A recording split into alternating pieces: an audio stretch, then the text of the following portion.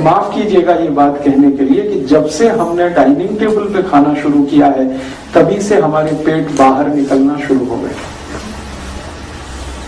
क्योंकि हमारे लिए वो प्रॉब्लमेटिक है।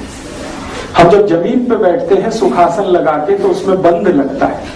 बंद आप समझते हैं, ब्लड का फ्लो रुक जाता है, जंघाओं से नीचे ब्लड नहीं जाता। जब जमीन पे सुखासन लगा के बैठ जाते तो सारा ब्लड मैक्सिमम स्टमक रीजन में रहता है, तो खाने के लिए सबसे ज्यादा ब्लड यही चाहिए पचाने में मदद करने को, तो मैक्सिमम ब्लड हमें यूज होता है। जब हम कुर्सी पे पांव लटका के बैठते हैं या खड़े खड़े खाना खाते हैं तो सारा ब्लड नीचे तक जाता है, वो स्टमक रीजन में रुक ही नहीं पाता, तो ब्लड का यूज कम होता है, तो पाचन बराबर नहीं होता, डाइजेशन परफेक्ट नहीं होता, इसलिए हम लोगों को तकलीफें बहुत होती।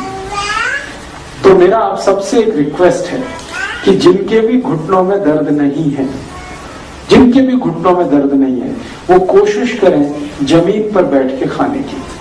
एक आसन खरीद लें, आराम से बैठे जमीन पर, आलती पालती लगा के और खाना शुरू करें।